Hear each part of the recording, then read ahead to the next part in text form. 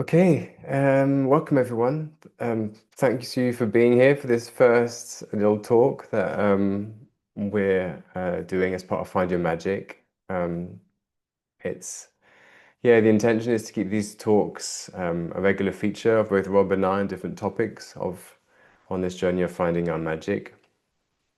And the idea of these talks is that they are kind of bite-sized a little bit, things that you can easily take away and digest. Things that have a kind of immediate application in your life. We talk about things like intuition or creativity or finding our gifts and our genius. It can be often very intangible. Um, and so the intention is to make it as tangible and applicable as possible. Yeah, that's it. So that's it. Thank you for coming. Let me do this. There we go. Okay. So one thing I do like to do, and I invite us to do before we dive in, is just to take a breath. So wherever you're at, just close your eyes, whether you're live with us or listening to the recording, just close your eyes. And I find it helpful to put my hands in a receiving position with the palms open. And then just take a nice deep inhalation into your nose, deep into your belly.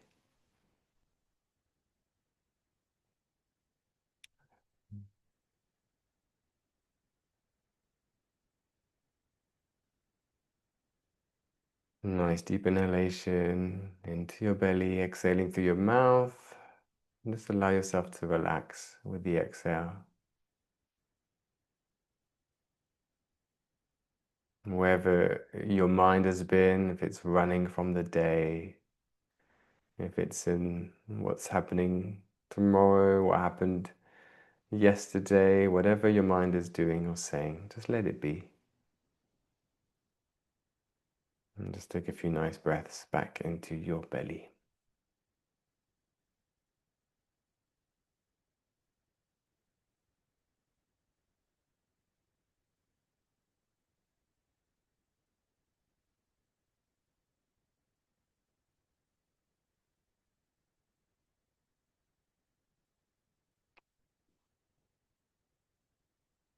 And then notice before you open your eyes already just how that feels maybe different.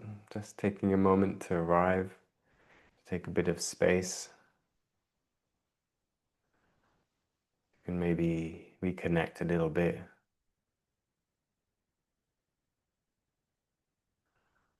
Yeah. And then when you're ready, you can open your eyes, or you can keep your eyes closed and listen to the whole thing with your eyes closed. It's really up to you. There are some slides, but doesn't really matter.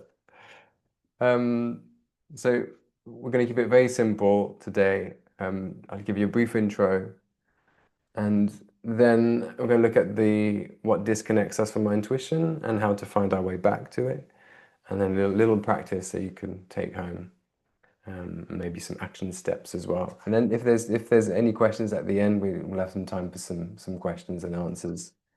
So the whole thing should take about 40 minutes, and then some space at the end for some questions if need be.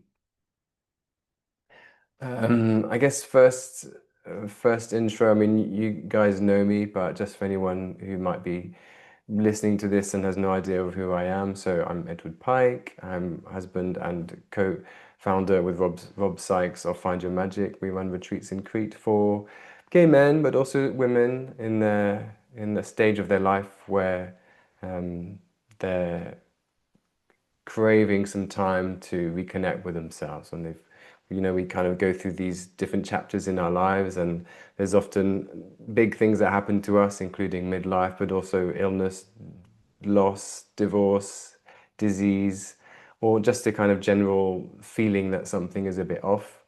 And we support people in that kind of in-between phase when the old is kind of disappearing and yet the new has not yet appeared. And that's what Rob and I are really good at doing, is creating those kind of spaces. I've been studying, working with intuition for 13 years, I'd say. I started off as a personal trainer in London, but then got bored very quickly with just the kind of the body side of it and was looking to go a bit deeper with that. So I started to study yeah, intuitive practices. I dabbled in shamanism. I studied then as a body psychotherapist. Um, I went down the kind of new age spiritual route for a little while, and then managed to, through the help of Rob and some other people and our friend Kim, I would say, get out of that into a connection now that I think is more real and grounded, but still a deep connection with the kind of the magic of life, that kind of intuitive, energetic side, intangible side, invisible side that we don't always connect with. Yeah. And so Rob and I run these retreats, and over these 13 years, what's kind of slowly emerged is this coaching method, helping people reclaim, reconnect with their magic, which is in this method an acronym for our movement, our aliveness, our genius, our intuition, which is what we're talking about today, and our creativity. And you'll see why I use the word reclaiming. It's really, a key part of the message is that we're reclaiming these things from often a world or yeah, an experience of life that kind of takes these away from us a bit. So, first step first, what is intuition? So this is the actual definition from the Merriam-Webster dictionary, I think it is. So the power or the faculty of attaining to direct knowledge without evident rational thought or inference. So as you can say, it's very kind of jargony, but what it's basically saying is the our capacity to know something without the thought of it, without the rational thought beforehand. So our kind of more instinctive and innate and natural way of operating in the world without having the thoughts beforehand. Yeah, if that makes sense. My definition of intuition is that maybe that's me already coloring this definition. My definition of intuition is similar to that, is that it's those instinctive feelings, senses, knowings that we have. Often we don't know where they come from, but we have them about a person, a situation, a decision. Throughout our day, every single moment of every single day, we have these kind of impulses and instincts. And often what tends to happen is we kind of we're trained out of these from an early age. We're not taught to listen to our guts, our feelings, and our intuition. We all have this experience, right? How many times have you made a decision that you just knew wasn't the right one, but only with hindsight did you see that? Or vice versa, how many times have you made a decision that you just absolutely knew was the right one? Now, depending on the person, some of us can attain absolute certainty like this, depending on our intuition, and we're going to look at that in a little bit. But some people also don't always have full certainty in their intuition. There's many kind of types of intuition. But we've all, whatever our intuition, however it speaks to you, whatever your leading intuitive sense is, and we're going to touch on that in a bit, we've still always had, all of us have had these times when you've made a decision and we knew somehow that it wasn't the right one. Put your hand up if you've had that experience before. I'm assuming, yes, and vice versa. You've taken a decision that you knew was the right one as well. Hopefully you've had that experience as well, at least one time. Yeah, exactly.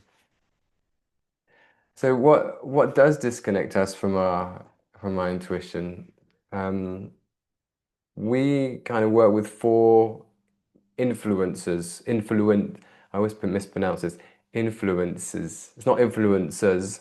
They're not Instagrammers that are disconnecting us from my intuition. Although you could argue that influences, forces, kind of beyond ourselves that disconnect us from our intuition. The core of it is conditioning. We're not taught to trust our intuition. We get influenced by the forces. We get influenced by our families, our friends.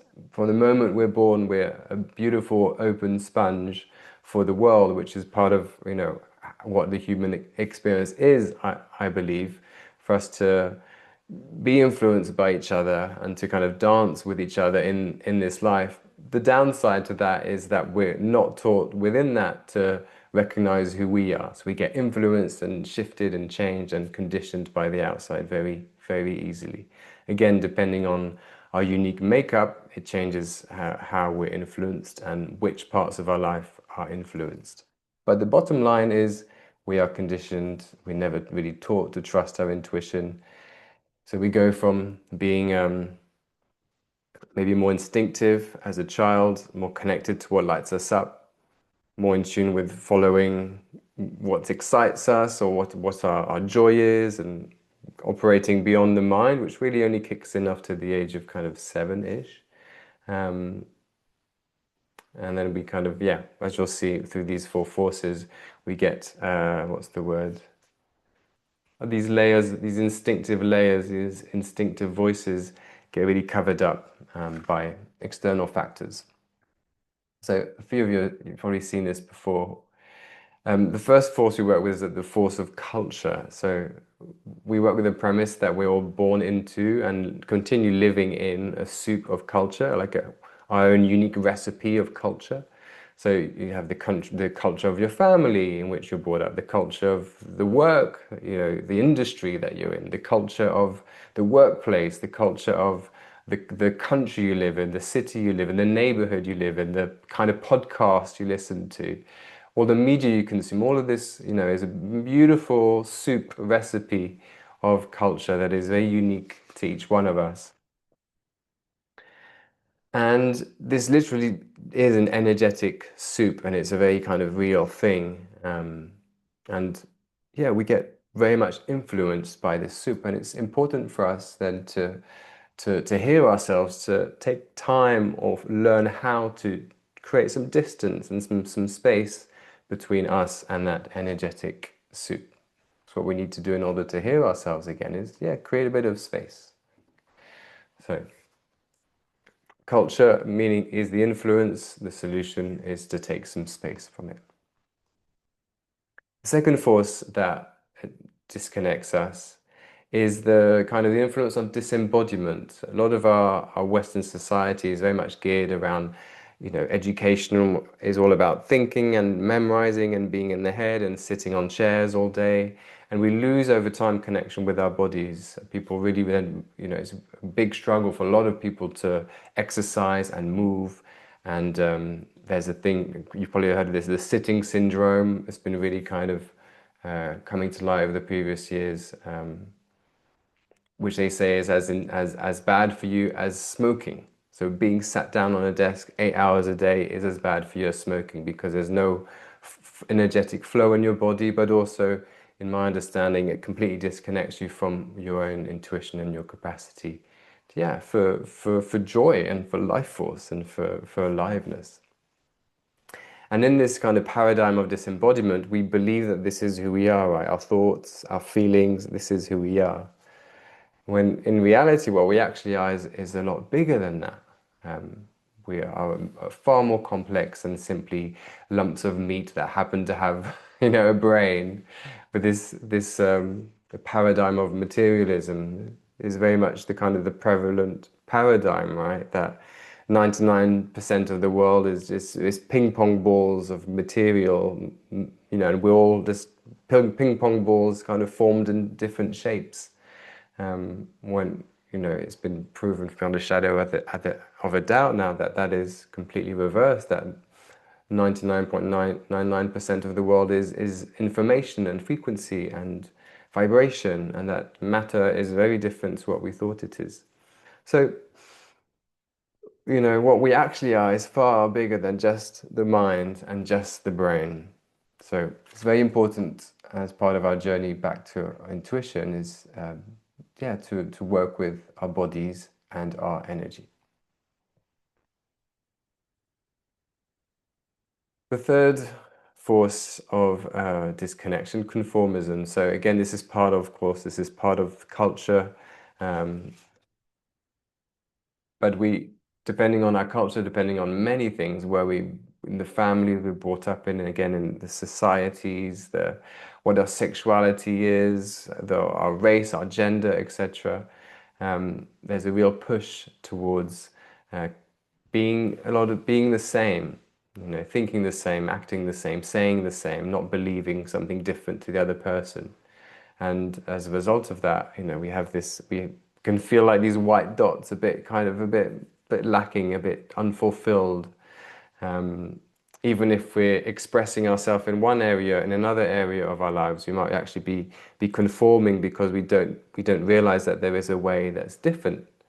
Um, and when we conform, whether it's conscious or unconscious, we just feel like this. We don't, it's a reflection of us not really knowing ourselves, not really trusting our inner voices, and not acting on our instincts. And so we end up being put in these kind of boxes, or putting ourselves in these boxes that don't feel good.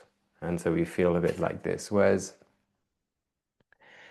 when we learn to know ourselves, to trust ourselves, to follow through with what our guts are saying, with what our intuition are saying, then over time, then we become more of this, of the expression that we're meant to be, kind of an alive expression of ourselves. And this is how we can then feel. So how do we do that? This is all through self-awareness, discovering more about ourselves, exploring ourselves, both the good and the bad, just being as real with ourselves as possible. Um, yeah, and being curious about our own uniqueness and the things that light you up, the things that you struggle with, etc., etc. Yeah, getting to know yourself at a deeper level. Of course, it's an endless journey. And then the fourth force that disconnects us is idealism. So again, it's part of culture, it's part of, the things we pick up along the way. We all have ideas of how we think life should be. Okay, I'm in this industry, so this is my career trajectory. This is how it looks like. Or I'm 40 years old, I should be here. I should be married and have kids, depending on your sexuality. And whether we're aware of these or not, these play in our system, in our minds, in the way we think, the way we feel about our lives and the world. And of course, as we all know, life actually is more like this.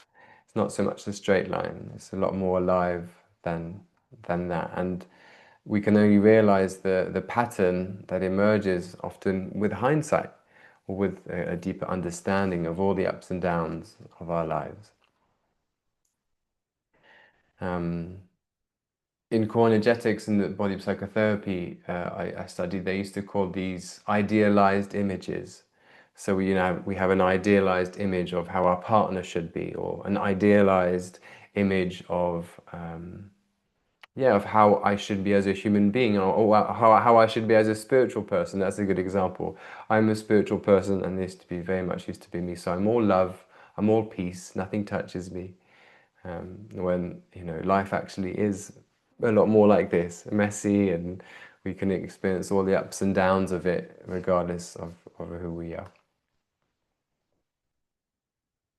Yeah, and so the solution to this idealism is curiosity and openness, being curious, being open to the ebbs and flows of life, and being curious about where we're drawn to, instead of kind of having this fixed idea of where we're headed. Does that make sense so far, everyone? Yeah. So let's just take a breath, let this all go before we move to the next stage.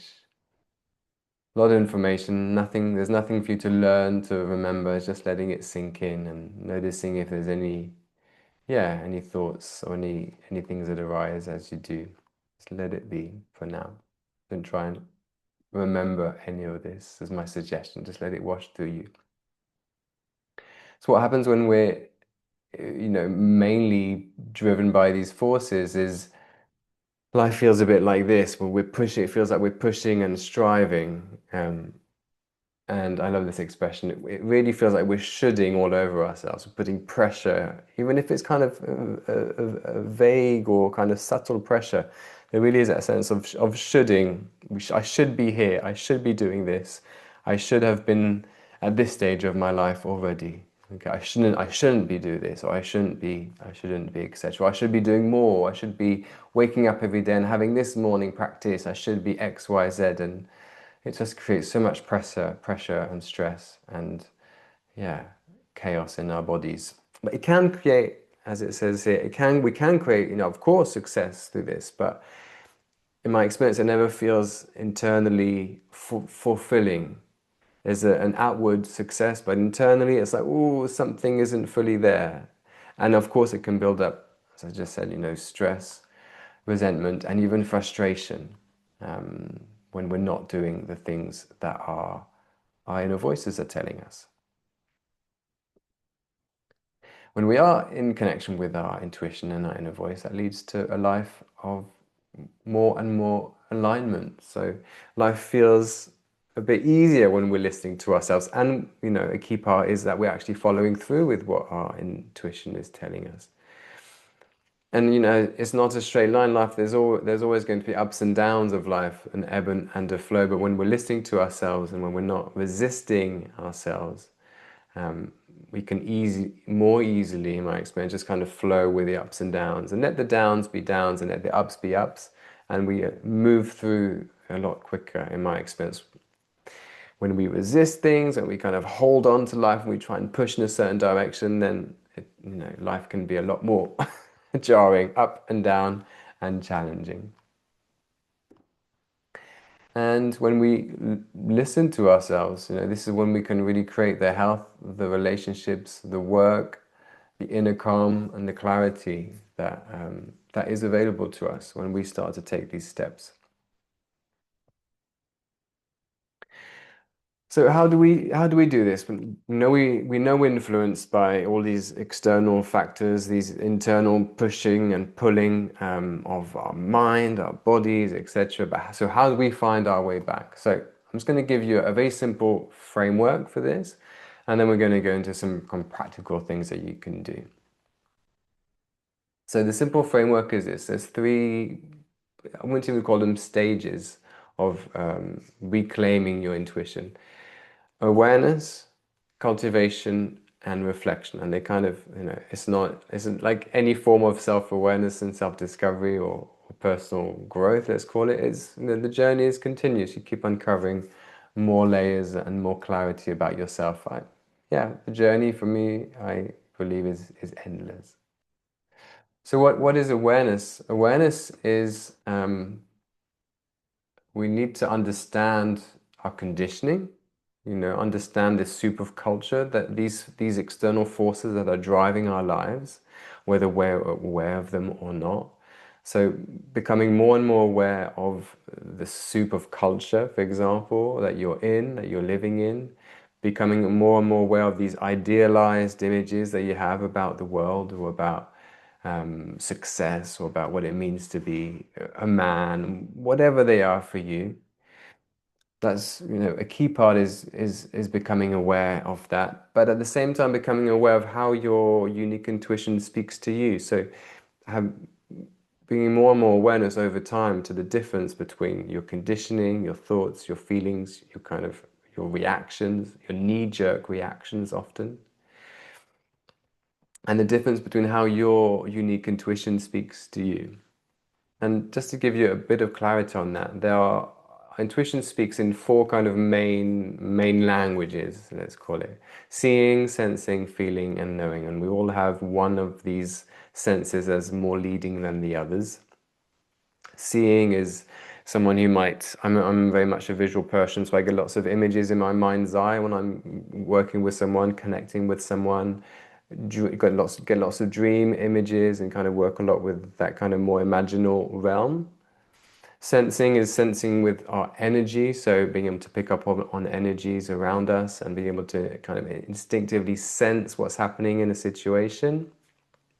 Now, before I cover the next two, it's never so clear cut, I'm only seeing. It's normally two or three of the senses are working hand in hand at the same time. And we all have a leading sense which might change over time. And then feeling is more of a physical feeling, be able to feel what someone else is feeling, be able to feel your way forwards. It's a more of a physical Yeah, physical sensation, the feeling. And knowing is the hardest one to explain and to often to understand because knowing is not so much a felt sense like the other three. In a way, the other three are a bit more tangible. Knowing is when you simply have a knowing of something and you don't know how you know, but you just know. You know this person is not right for you. You know this path is not the right path for you. And knowing is often, yeah, harder to explain or to even to trust because it just comes out of nowhere. It's like a simple sense of you just know it. Rob is a good example. Rob has many times he just knows something, and it's something, that he struggled to own. That knowing is also, a really powerful way that your intuition speaks to you. So just in a nutshell, those are like the four key senses. So, becoming more aware over time of how your intuition speaks to you is key. Are you more someone who see or you senses or feels or just knows things? Um, And then, as a side to this, and I'll give you a resource at the end of this, there's something called human design, which I really recommend that you look into because that gives you a clear sense based on kind of your birth date and time and location. It brings together a few astrological modalities and whether you believe in that or not, it doesn't really matter because the one thing I invite people to take from it is what they call your authority in human design, meaning how your intuition works. And there's five kind of types of intuition based on human design. 70% of people, for example, we have our intuition in the gut as a kind of a yes or no, as an energetic thing that we feel. But again, depending on your design, that yes or no will be either instant or you'll have to wait a little bit in order to be able to hear it. So that's something I really recommend that you dive into to bring more awareness to how your unique intuition works. That's really is a key part of reclaiming your intuition is developing over time your awareness of your conditioning and your intuition. Next is cultivation. So over time, again, these are things that you can do on a daily basis. The more you create space to pause, to listen, to hear yourself, the more you'll be able to develop your intuition. Intuition is a bit like a muscle. It doesn't atrophy to the point of where you totally lose it. It will always be there, but the plugging into it, listening to it, just kind of allowing it on a day-to-day basis is something that needs cultivation. It's something that happens over time. It's like a training that you need to do. We kind of trained out of listening to it, where we give so much power to our bodies and to kind of to our minds, sorry, and to these knee-jerk or conditioned patterns and ways of being that this other voice often is not very loud. It's a little whisper.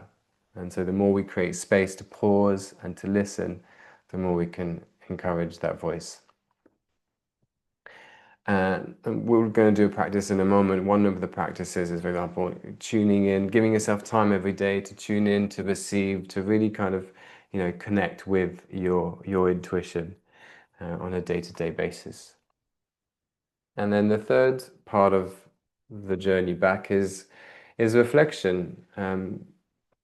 This could also be a daily practice, noticing, on a day-to-day or weekly basis, writing down, for example, okay, no, or noticing when you follow your intuition, how that feels, or when you ignore it and what was happening at the time, what were the thoughts that came up, what were you worried about? And over time, you start to notice the impact that has on how you feel, on your life, but also you can start to notice patterns over time.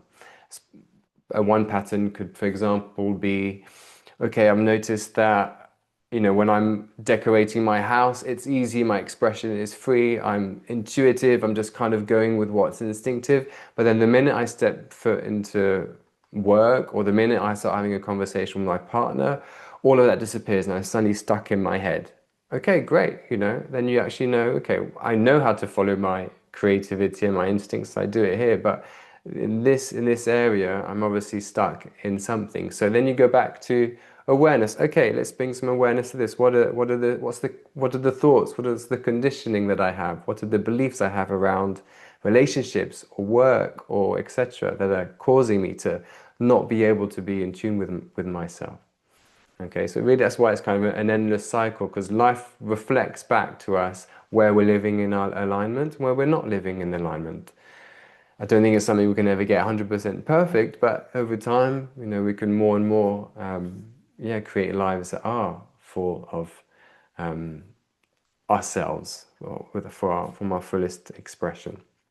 And part of that is noticing, just without being hard on ourselves, noticing, okay, well, I knew today I shouldn't have done that, but I still did it, and this is what happened, and now I know. Next time, I can really trust myself with this, and yeah, giving yourself really the what's the word? The compassion to do that over time. Okay, everyone doing good so far? Now we're going to take a moment to just kind of integrate this a bit. So let me see if there's anything I missed. Yeah, no. So a very simple practice, um, four steps, and I'll quickly give you an overview of the 4 steps before we do it together. And this is something I use most days, for example.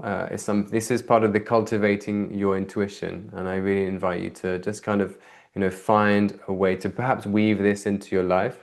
But I'm also going to give you some other practical things you can do to start to cultivate it. I just give you a practice of your intention.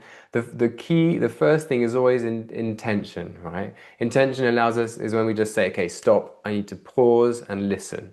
Okay, just kind of it's that time out that we need to do that often we don't do. So it's simply going, okay, I'm going to stop and listen to myself, or at least try, is the first step.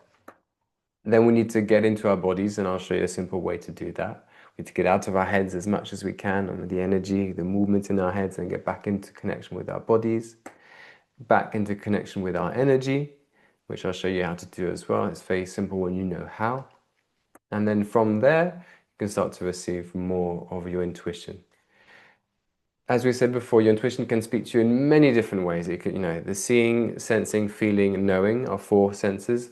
But as we were talking with Rob the other day, sometimes it can be a lyric that pops into your head, or it can be something around you that draws your attention. It doesn't have to be so kind of clear in those 4 categories. Those are great starting points, but your intuition might speak to you in many different ways as well. So in the receiving, it's really be open to however your intuition wants to speak to you in this moment. Just let it happen. Okay. So we're going to try this anyway. Okay. It's something you don't have to get right. Nothing to get right or wrong right now. It's really something that you cultivate over time. Once you kind of open that channel over time, it becomes, yeah, hopefully that intuitive connection can become stronger and stronger. Um, yeah. So we're going to give that a go anyway. So I just invite you to close your eyes when you're ready and take a nice deep breath in through your nose and out through your mouth.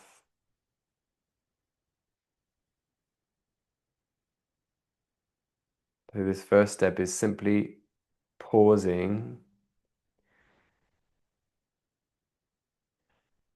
taking a bit of space for a few moments from our day to day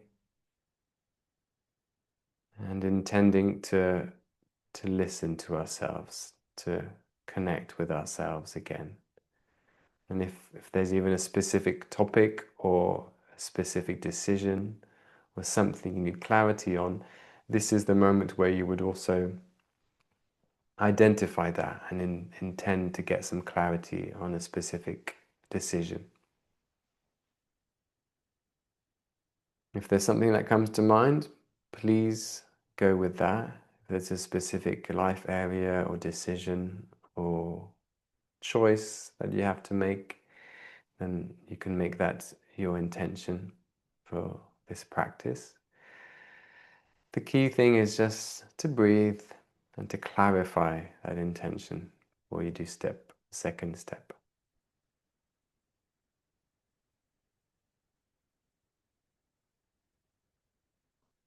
And if you're not sure, it could simply be to just receive anything that you need to hear right now,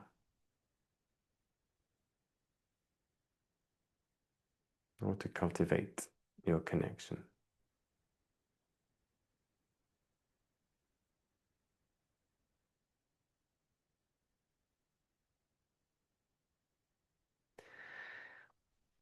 And then once you've taken a breath and then set your intention, begin to feel yourself landing into your body again, down into your toes and all the way up to your head, landing back into your body. Many of us spend our days outside of our bodies. Just imagine you could just land back into your body, into every single cell, feeling any tension relax as you do so. Landing gently, landing softly into every single cell.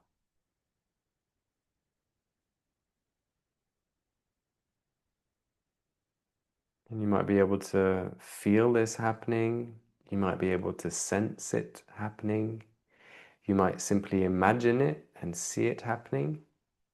Or you can just know and assume that it's happening. Whatever works for you. Just landing into your body.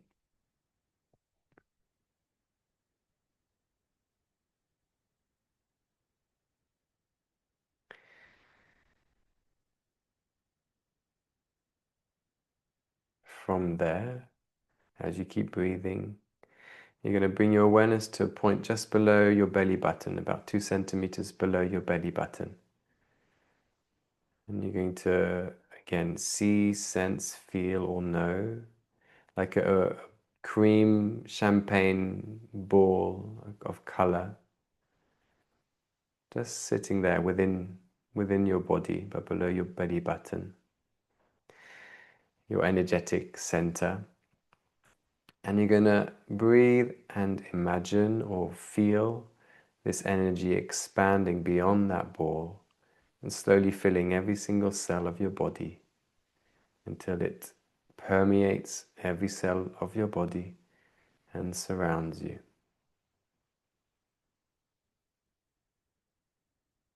Take your time, let this happen. This ball of cream champagne color remains within your body while also emanating and surrounding you, embracing you.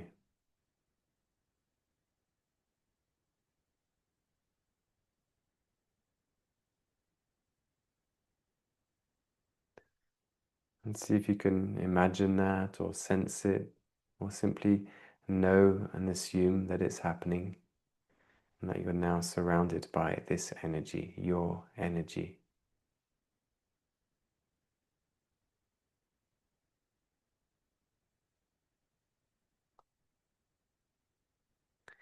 It sometimes helps here to feel or imagine yourself as just a ball of energy floating a bit through space. So you can really connect with yourself as energy, as well, of course, as being in your body. But sometimes it just helps to have a clearer sense of your energy and feel that energy emanating, energizing every cell. Feel its power, feel its intelligence, and feel its love.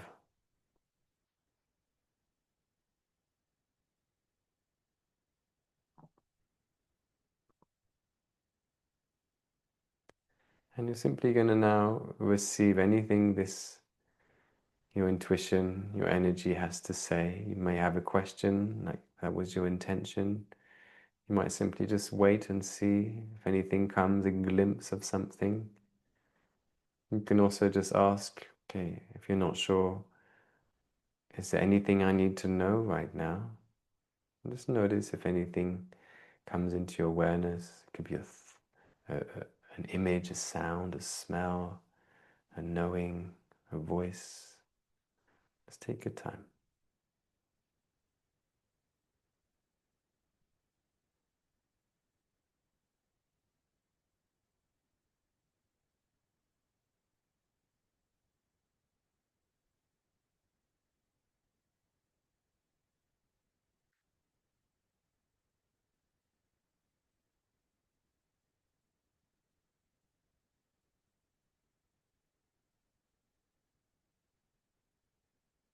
Again, there's nothing to get right or wrong right now. It's just practice to cultivate.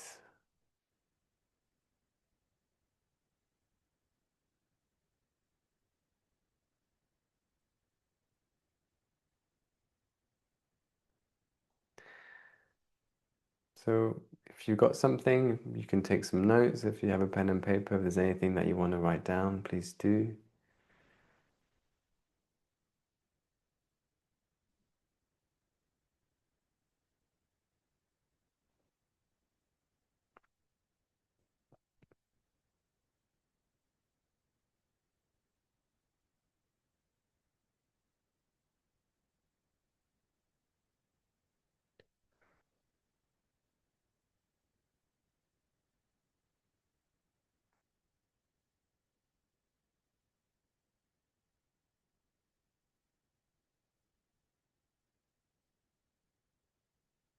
You didn't get anything, what wasn't clear, don't worry, you can try this again and again.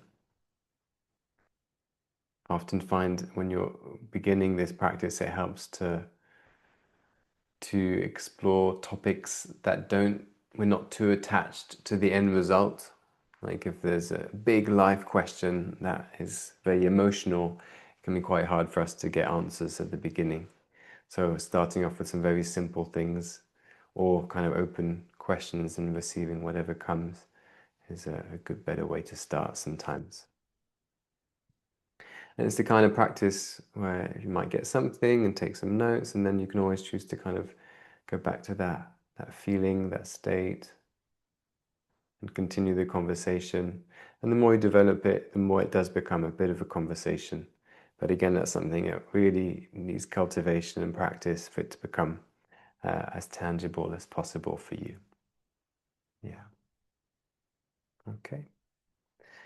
So when you're ready, you can open your eyes if you have your eyes closed.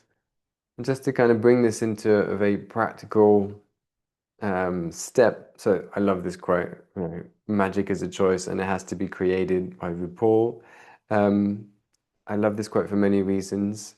The first, I mean, the main reason is because it really encapsulates the fact that in order for us to develop and reclaim these parts of us, it does require a choice and it does require action. It does require us engaging our will and, practicing or training ourselves, or what we said before, exploring, being curious, being more and more aware of ourselves and our conditioning, cultivating our connection, and yeah, really taking that as part of something that we do on ideally a daily basis, because it can only enhances our choices and our decision making when we do so.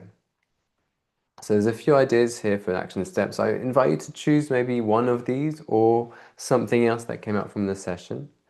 And one idea is start an intuition journal. So the idea for this is to a place where you can write down what you become aware of on a daily basis, where you're noticing yourself struggling to listen to yourself. Maybe there's some conditionings, or yeah, not conditionings.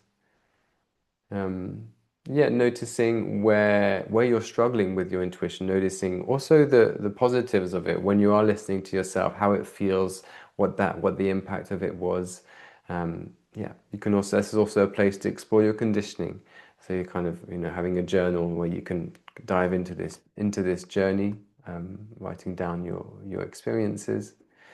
Um, a really good thing to do as well is practicing taking space before responding. So we're often trained to just kind of respond instantly to things, on WhatsApp or someone asks us a question. But an amazing practice for a lot of us is simply the practice of saying, I need some time to reflect on this before I get back to you, or let me sleep on it. Just kind of reclaiming a bit of space in your day to day so you can listen to yourself. If you just did that, that would be a fantastic step to take in terms of your everyday practice. Walking to clear your mind, anything movement related that's going to get you out of your head, back into your body. Finding that one thing that for you is where the clarity comes. For me, it's dancing or swimming. If I get in the water, everything clears, my mind clears, and I'm like myself again. For someone else, it could be going for a run or having sex, whatever it is. Find that one thing, that one movement, like activity that will clear your mind instantly and connect you instantly. 10 minutes of stillness in the morning. Again, this is part of cultivating your listening practice. Before you consume everyone else's thoughts and feelings, just sit with your own is the idea. Before you kind of get onto your phone and start to be influenced by everything outside of you, take 10 minutes to sit with yourself and just allow your own experience to be. In our retreats, we do a thing called quiet moments of wonder, meaning somewhere in nature we sit and we just kind of are with the beauty and the wonder of the world. And that brings up often a lot of clarity, but also, connection to people, and people are very moved by that. And then study your human design. I put a link in the follow-up notes if you want to go study that. As it's something I would highly recommend, at least your authority, to understand how your unique intuition can work. So yeah, a few examples. I invite you to choose one maybe, or something else that came up today. So relearning to trust ourselves is really how we do create lives, that are filled with more meaning, more purpose, more joy, and to use that word, more magic. Um, when yeah, it's how we go from shooting all over ourselves to surfing the waves of life, but again with more freedom and fun and flow than before. That's my experience anyway, over time and over developing and cultivating my connection with the more intangible aspects of myself, and then following through with these things as hard as it is sometimes, and as yeah, challenging as it is to do things that either don't make sense at the time, or just because you have a feeling and a knowing that this is the right thing to do or the right step to take, and taking it regardless, even if your mind and your feelings are saying no, this is crazy. Trusting that kind of gut knowing above it all is really how things change in my experience. Oh yes, and just to finish some, I should have mentioned this at the beginning. A couple of shameless plugs. We've got a London Day retreat on the Saturday 29th of November coming up. There's some early birds till end of October. Early bird tickets are able to end of October. And then for anyone listening, if you want some more clarity on your intuition, even your human design, because I can help you navigate that, then please you can book a 60-minute clarity session with myself. We'll send the link out in the follow-up email. Okay, that was what, 45 minutes or maybe a bit more. Thank you. Just about managed it. Um, I invite you, let's see if there's any questions. Anyone has any questions or comments on this? It doesn't have to be a question. Um, yeah, if this doesn't have to be, but if there's something that someone wants to ask, please do. We have a bit of time to kind of cover anything, and I'll respond to the best of my ability.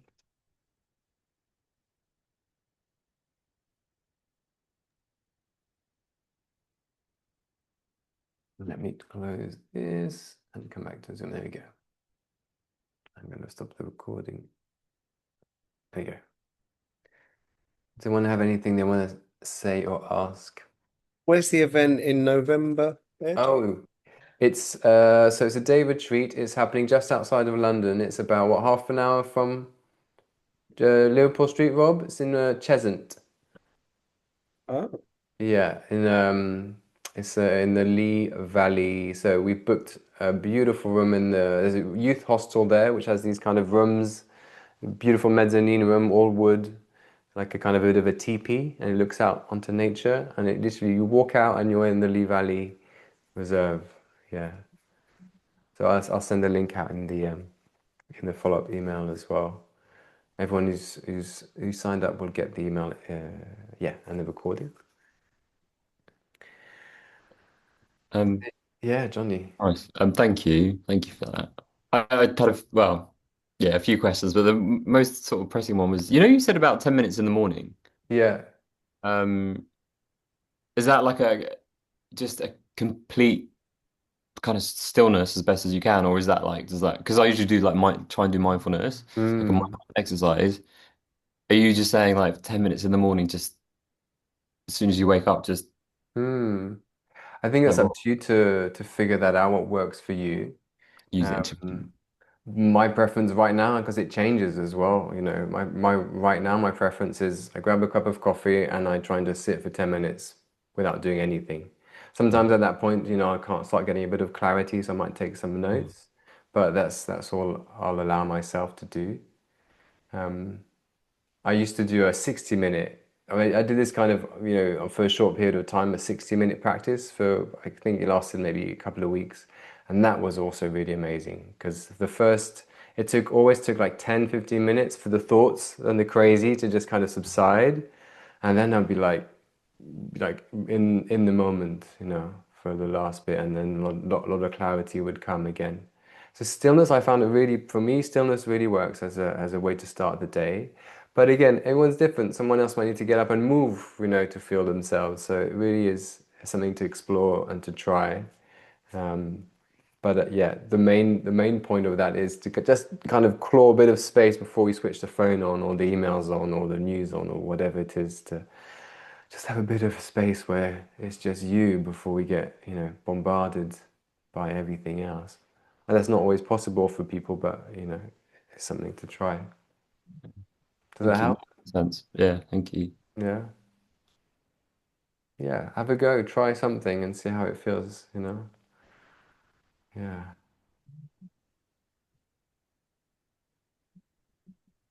Anything else?